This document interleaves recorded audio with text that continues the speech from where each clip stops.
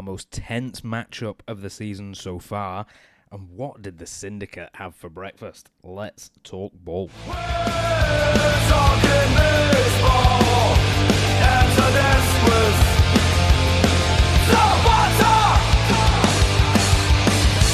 We're talking baseball, and so this was the butter. John McCauley, and it is week 8 of the All-Star Baseball Classic. Let's get into it here with our Monday night game, Runners at Crushers at Colonial Plaza. This is a much closer game than it first appears. You know, Polo, he isn't that strong of a starter, and the Runners, they've made such huge progress in recent weeks. They'll likely need the likes of Vecchilio and Da Vinci to have a really good defensive performance. Hope that DeGama doesn't have a game like he did last week. That's going to make it really hard for them. But Dibondone does a great job in the first to tame some of these big players on the Crushers. Polo also playing well out the gate here.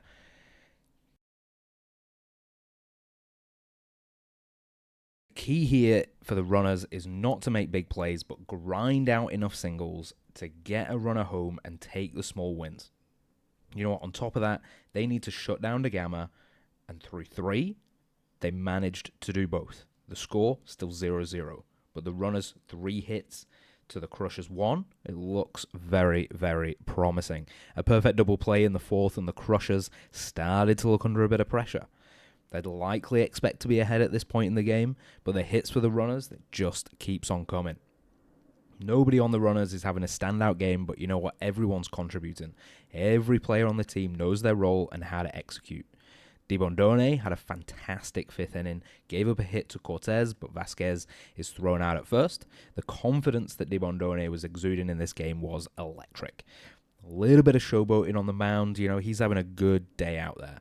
Really nice to see. The hard work pays off in the 7th, with the Runners grinding out the first point of the game. 2 sac flies led up the runs. This is what the Runners have been doing well lately. They've been working as a team, not relying on single players to get wins.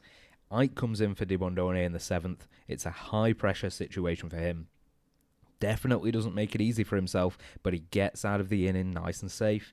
Nunez replaces Polo in the 8th. Can't make the double play needed to get them out of the inning, although they secure it on the next at-bat, an easy grounder from Da Vinci. The Crushers get back in it in the bottom of the 8th. The throw from center looked pretty close, but it was called safe on the field, so, well, you know, questionable. I didn't see the replay of it, so take their word for it. The Crushers tie up the game 1-1, and El Greco comes in to save it for the Runners. A bad contact with the bases loaded sees Da Vinci save another run and make the double play to first. It could have been a real disaster without that. And once again, we go to extra innings. These two teams couldn't be separated at regulation. Hudson comes in for the Crushers. Reckon he was hoping for a week off here, get a little bit of rest, and it kind of shows, okay? He gives away an easy double almost immediately, but recovers really well, makes the decision to walk Dura. DeSoto gets a 3-home run in the end. Genticelli makes a big jump, can't quite reach it, and after 10 innings, the Crushers take this one 4-1. I really feel like the Runners deserved more out of this one, but the Crushers, the only team in this league that seems to be able to beat the Commanders right now. Okay, so they are probably going to be our top 2 teams. I think to only concede 4, that's a real positive for the Runners here, and I can't wait to see how they're going to develop throughout this season. Let's go to Tuesday's game, Warlords at Reds, Parque Yardenero. This was a tense matchup. There's no love lost between these two teams here. They absolutely despise each other. Neither will want to lose here. This is the first time they've met this season, but tensions were high.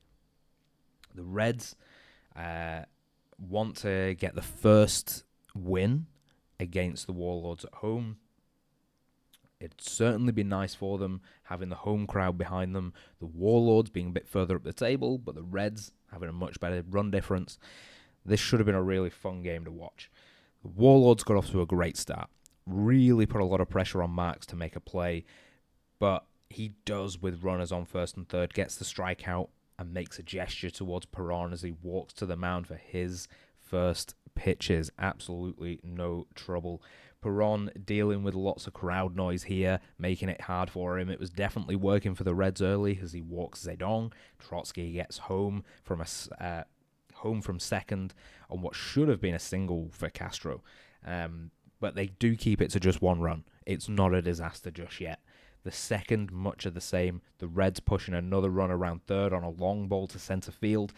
They tried again, but Dolphus' arm is a little bit too strong. The Warlords escape from a really dangerous inning. They're managing to stay in it at this point. Perron comes out really early for Videla in the third. Clearly a change of game plan here, not quite going the way that they would have hoped, and maybe the pressure's getting to them a little bit.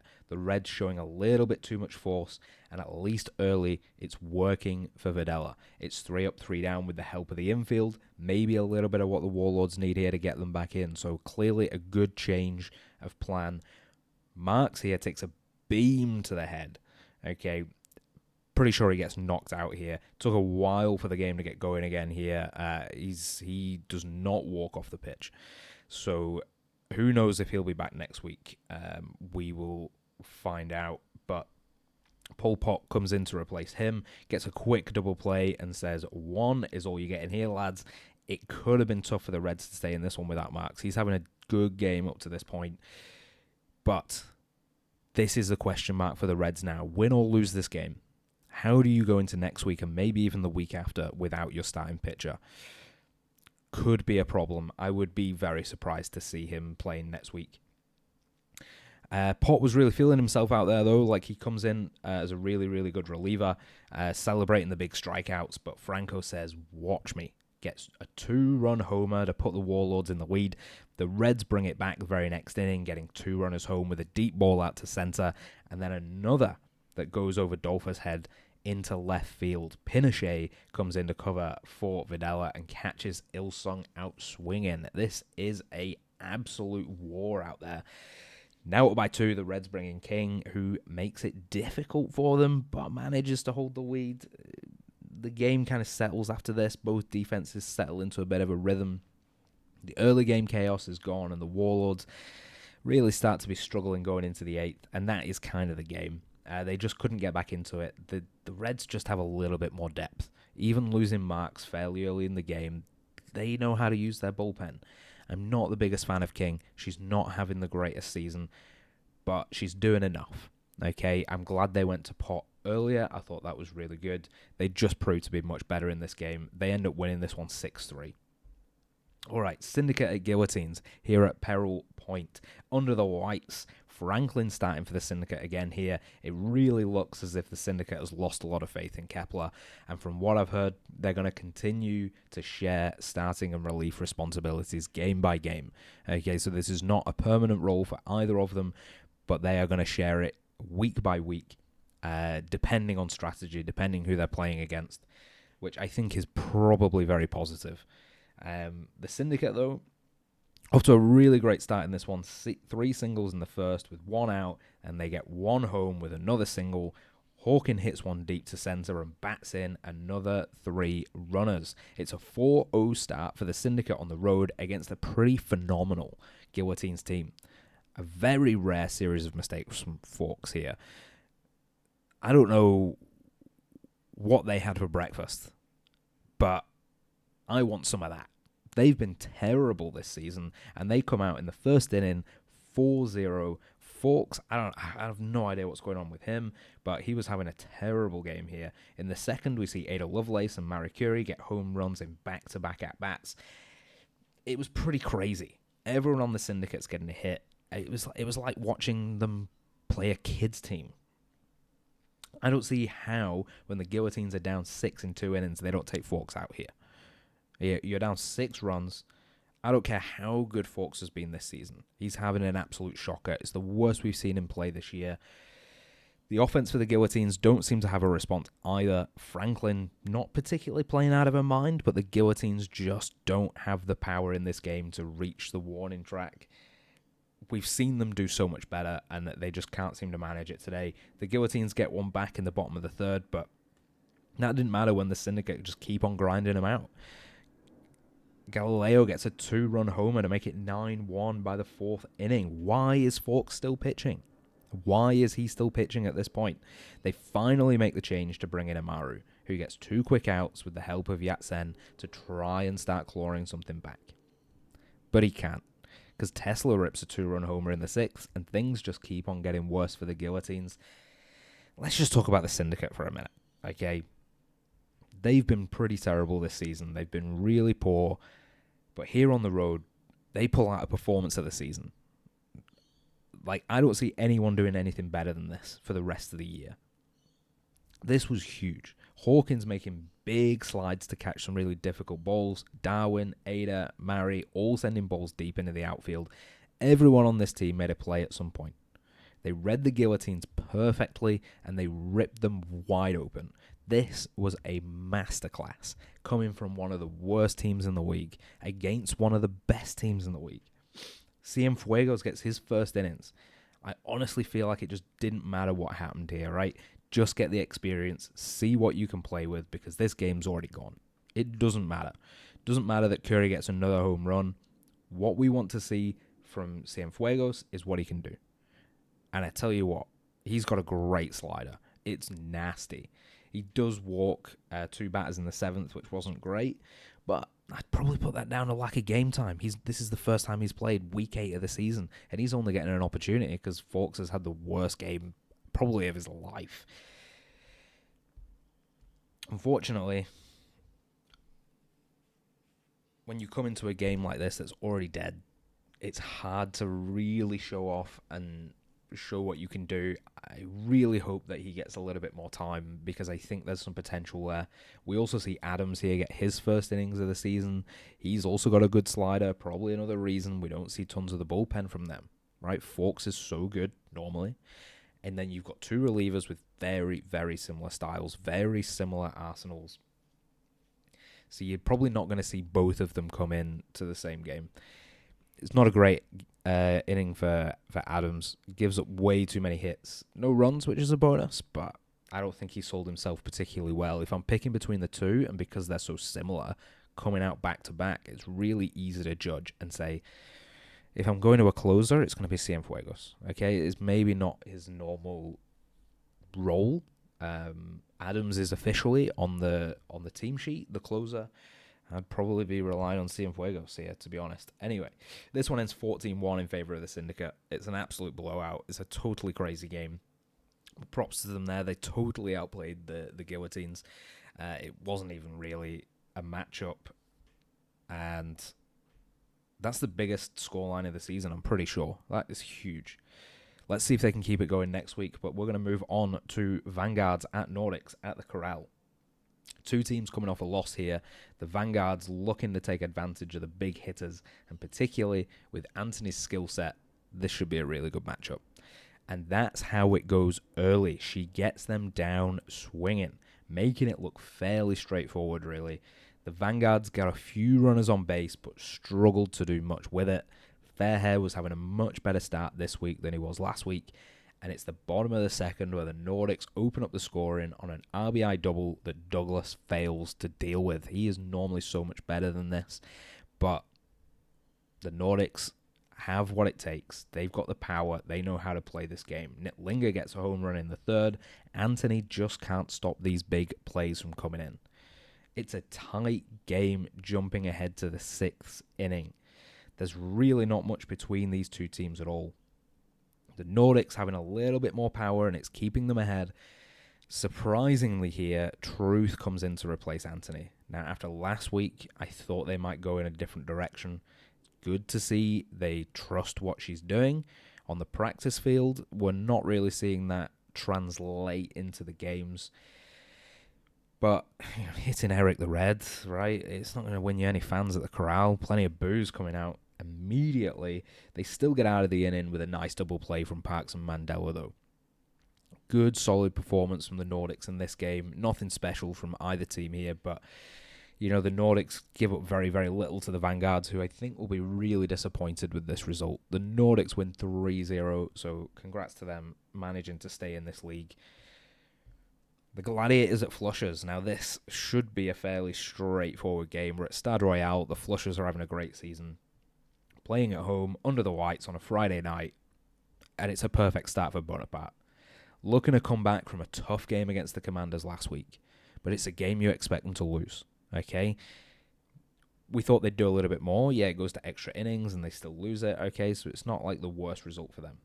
Tiberius here has a good start, and both offenses found it really difficult against these two informed pitchers.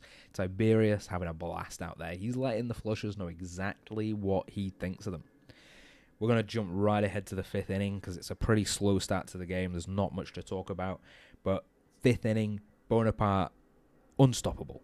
This is a masterclass from an absolutely phenomenal pitcher. Other pitchers should be looking at this game and taking notes. The Gladiators have also shown they're not going to be pushovers in this league, but Bonaparte's not giving them an inch today. Hohenzollern playing like a absolute madman at third. He's certainly had his Weetabix this morning. Some huge jumps to stop plays happening here. The first real misstep of the game comes from Trajan in left field and mistimes his jump, allows a double that probably should have been a pretty safe out. They get the double play on the next at-bat to stop anything coming of it, and Tiberius gets away with one in the sixth.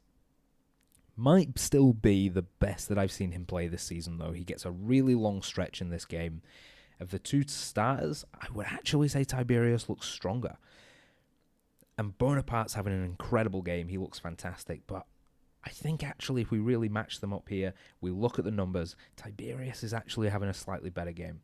There's not much in it, but he had a pace and a confidence that I've not seen from him yet. And I really, really like to see it. It was very, very impressive. Charlemagne comes in for Bonaparte in the ninth inning to try and make sure that it's their game to lose. Aurelian comes in after Tiberius has over 90 pitches in the ninth too. Fails to take out Elizabeth Tudor. She gets a single. You definitely don't want two runners on base with Henry coming up to bat. He gets a single. Bases are loaded for the Flushers. It's not looking good for the Gladiators. The pressure really on for Aurelian here. Only one out. I think even late game, I probably would have felt safer with Tiberius here, but he does enough. And again, we go to extra innings. It's a deep ball into the center knock here at Stade Royale that makes the difference. The Gladiators get on the board with an RBI triple, followed up with an RBI single. There's been so little with these two teams that it seemed unlikely at this point the Flushers would be able to recover, and they can't. Aurelian, in the end, made it look easy. The Gladiators win 2-0. That is a huge win for them. And that's going to push them up the rankings. The Flushers will be very, very disappointed to lose at home against a bottom team. Slammers at Commanders at Founders Field. This is our Saturday night game at Founders Field. The Slammers will be looking for an upset on the road here. It's hard to pretend that it's going to happen, but Thales was so back for this one. The Slammers were up for the challenge. They really came out swinging here. They were not intimidated at all, but it's an early lead for the Commanders, and it puts a lot of pressure on the Slammers, who actually looked pretty well to cope with it. The Slammers had a really steady game here. They're getting the hits. They're pushing runners home, but the Commanders just can't. The Commanders can just get the big hits when they need to get out of trouble. And that's something that this team does super, super well. Again and again, Bush comes up, gets the strikeouts, and there's no answer from the Slammers. They just aren't quite good enough yet. We've seen big improvements, but they're not quite there. And I think there's a lot of potential. We can pick out some performances that are really good, considering who they're playing here, but they're just not on the same level. This is like there's a league of difference between these two teams. The Commanders just have a quality that no one in this league can match. They have a power, but they also have discipline. But also no batters in the top 10 in the league right now, which is strange. I think we'll see that balance out. I think we'll see a couple of their players, particularly people like Jackson. He's probably going to be entering the top 10 at some point. Still by far the best team in the league. The numbers just don't need to be that big. Who cares about the stats when you're winning every single game? You can just launch 2 home runs and concede nothing.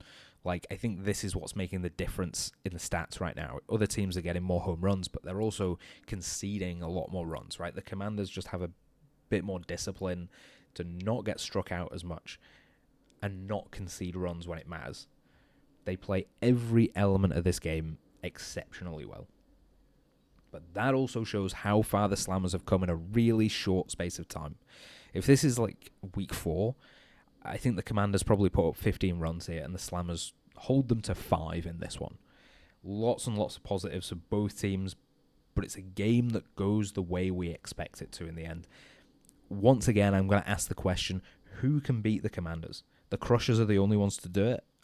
I don't see them doing it again. I think the Commanders learned their lesson. It'd be pretty incredible if they're held to 1 loss for the whole season, and I think that they can be the team to do it. The Commanders just keep on getting better. They only get 7 hits in this game, but when you score 5 runs, who cares? It's just incredible efficiency, and I don't think it's a problem. I think it skews the stats, but it's not a problem. But it does show that the Slammers are doing something right. It does show that they're coming a long way. But yeah, when you're against the Slammers, hopefully, when you're against the Commanders, I think for the Slammers, we will see them improve this season. They're going to pick up wins. They're going to be a competitive team. But anyone playing the Commanders, they can just knock it over the fence. They win this one 5-1. It's a pretty impressive showing and a pretty dominant showing from them too. Okay, let's look at the leaderboards for the week. So at the end of week 8, the Commanders are in first place, 7 wins, 1 loss. The Crushers close behind them in second with 6 wins and 2 losses. The Flushers dropping down to third here, 5 wins, 3 losses. And then it's all tied up between 4th and 8th. We've got the Reds, the Runners, the Warlords, the Gladiators, and the Swingers down to 8th. All of these teams 4-4, separated by their run difference. The Scares doing enough to stay in 4th. They have scored 53 runs this season, only conceded 35. There's only one other team that's scored more than them, and that's the Crushers, and that's exactly what we expect these two teams to be doing. We look down at the Swingers. The Guillotines just having a horrible time in that game. It's really pushed them down. Losing that game, now going 4-4, and also ended up on a minus 12 run difference. It's going to be difficult for them to claw that one back, because I don't think they have the big hitting talent to do it. The Nordics here in 9th on 3 wins and 5 losses, kind of struggling near the bottom of the league, but not quite as bad as the Virtuous Vanguards, who are also on 3-5. The Spark Syndicate clawing one back here, getting up to 11th, now 2-6, and that loss puts the Slammers down in 2-6, down in 12th place, because they have a minus 26 run difference, conceding 50 runs this season. That is the worst record. No matter what they're doing, they're improving, but it's not enough. Okay, only 24 runs scored for them, conceded 50 at the bottom of the league. Let's look ahead to week 9 then. So Monday we have the Runners. I think they're getting back to winning ways here at home against the Reds. I think at Motor Yard they actually just look really good. The Reds had a good week in a very high pressure game, but I reckon Marks is out for at least a week, if not 2. I think they're going to miss him quite a lot. I think it's going to make the difference. Because who starts for them? Probably King. I don't think she's going to be good enough to be a starter. I don't think Pot has the arm to play enough innings. I think they're going to really struggle in this one. And the Runners, in form right now, looking really, really good. They are going to win at home. Going to Tuesday, Compass Crushers against the Guillotines. The Crushers will win this one. The Guillotines, I think, will come back better than last week. But I just don't think they can overcome that sort of power. I don't think that they can score enough runs to beat the Crushers. Wednesday, we have Warlords here against the Nordics. I think the Warlords get back to winning ways here. Perron is one of the best pitchers in this league. I think he's really, really good. I don't think the Nordics quite have the team cohesiveness and the team chemistry to beat the Warlords here. I do think the Warlords are just better. The Flushers then on Thursday, I think they're going to show it's a fluke. They're playing the Syndicate. I think the Syndicate are going to take a really heavy defeat here. The Flushers probably going to show, it was a fluke that we lost. It was a fluke that you won 14-1. We're going to handle you pretty easily. The Flushers will win. The Commanders are completely unstoppable, so on Friday they're going to beat the Vanguards, and I think it's going to be a big scoreline. I don't think they're going to have any trouble at all. And the last game of the week, our Saturday game, we've got Slammers and Gladiators. I think this is going to be a really, really tight game. Two inconsistent teams. I reckon the Slammers pull this one out, and I think they blow the bottom of the league wide open here and go up to 3-6 and put the Gladiators on 4-5. But I think it's going to be hard because Tiberius is looking really, really good. But I think Thales is also coming into his own. We've seen Hypatia play a couple of good hits as well, but so's Commodus. So there's players who are starting to make a name for themselves on both of these teams. I think this is probably going to be the highlight of the week. It's either going to be very low scoring or very high scoring, but I think the scoreline is going to be tight. But the Slammers will pull it out of the bag. Okay, that is the end of week 8. I will see you next week.